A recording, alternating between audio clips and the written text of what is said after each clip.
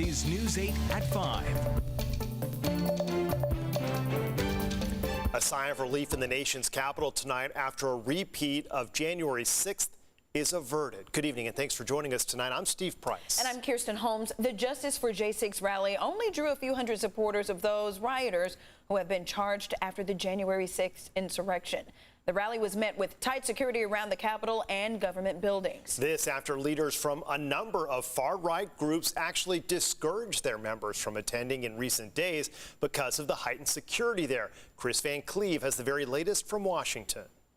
Layers of security, barricades, and surveillance cameras were in place for this Capitol Hill protest. Former Trump campaign staffer Matt Braynard organized Saturday's Justice for J6 rally in support of the insurrectionists who stormed the Capitol more than 8 months ago. There are uniformed officers here who I demand that you respect, you're kind to, you're respectful to, and you're obedient to. Even well inside the fence perimeter here at the base of the Capitol, there are armored vehicles and police in riot gear. Take a look over here. You'll see these lines of vans. Inside are officers ready to respond, almost like a quick reaction force if there are any reports of violence. This is part of an all-out effort to avoid a repeat of the violent storming of the Capitol that we saw on January 6th. I don't feel it's right for all these people to be locked up the way they got locked up. On Friday, the head of the Capitol Police said his officers were prepared and warned about the threat of clashes between protesters and counter-protesters. In my opinion, that's the most likely scenario for violence. As backup, Defense Secretary Lloyd Austin approved a request to station 100 D.C. National Guard troops at an armory near the Capitol. They were cleared to carry batons, but not firearms. By the time the rally ended, law enforcement may have been breathing a sigh of relief, but not letting down their guard. Chris Van Cleve, CBS News, Capitol Hill. And Capitol Police have confirmed that 4 arrests were made today. They also seized 2 weapons. Tonight, police in South Florida are searching a 24,000-acre nature preserve for Brian Laundrie, the fiance of 22-year-old Gabby Petito, who went missing during the couple's cross-country road trip this summer. Laundrie returned home to Florida without Petito September 1st, unknown to Petito's parents in New York, who hadn't heard from her since August 25th. They filed a missing person report September 11th, all while Laundrie and his parents refused to talk to police. When investigators entered the home Friday, Laundrie's parents told them they hadn't seen him since Tuesday. We were putting our resources on trying to find Gabby. We knew we would deal with Brian eventually, but this is certainly a twist. At this point, Brian Laundrie has been named a person of interest in the case, but he is not currently wanted for a crime. And as the search teams continue to look for Petito, efforts continue locally for missing mom Maya Miliete, where a weekly search happened today, more than 8 months after her disappearance. With so many new tools to aid in the search these days, we wondered, why has it been so difficult to find missing persons after weeks and after months? News 8's Heather Hope spoke to a private investigator who had some answers. The Gabby Petito case continues to draw national attention and concern about how someone so social media savvy can go missing in 2021. We bring our questions to a California licensed private investigator who then breaks down the difficulty in a search like this amid technological advancement. Where is Gabby? The search for 22-year-old Gabby Petito intensifies with protesters outside her fiancé Brian Laundrie's home in Florida Friday demanding to know Petito's whereabouts. The couple left from New York July 2nd for what was supposed to be a 4-month cross-country trip visiting national parks as they documented it on social media. Me and Brian just got up and got ready. California licensed private investigator of nearly 30 years, Bill Garcia says authorities are using cell phone pings, tracking devices, and license plate readers to help. There is a lot of this technology out there being utilized. It's just we're not hearing about it as much because of the concerns for Gabby at this point. Garcia has assisted in high-profile searches in San Diego County, including Danielle Van Dam, Jahi Turner, and more recently, Maya Miliete, the Chula Vista mom who has been missing since January 7th, with weekly searches conducted. We went into multiple areas, but with her, again, there was several days that went by before she was actually determined to be missing, and that always makes it more difficult when you have that lag time.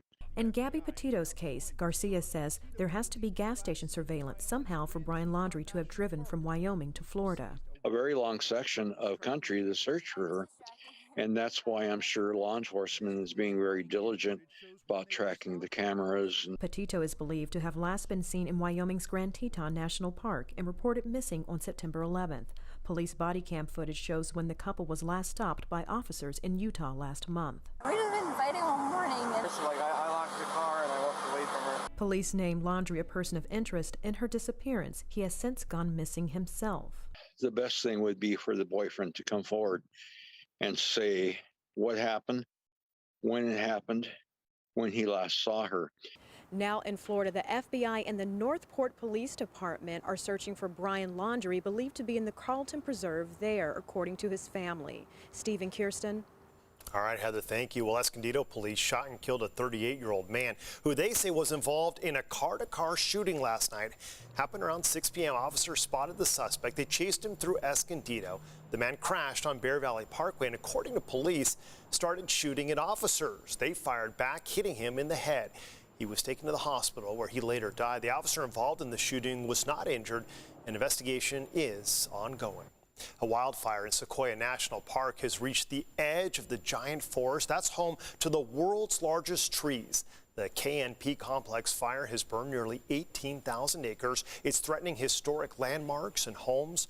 Multiple communities in Tulare County have been forced to evacuate. That fire, by the way, sparked by lightning. It's been burning now for a week and is still 0% contained.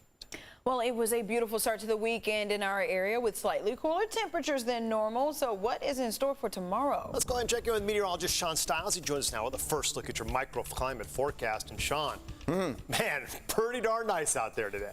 Yeah, I don't think anyone could find anything to complain about. Maybe it's a little bit dry, but other than that, we're just looking at classic almost fall conditions, fall literally right around the corner.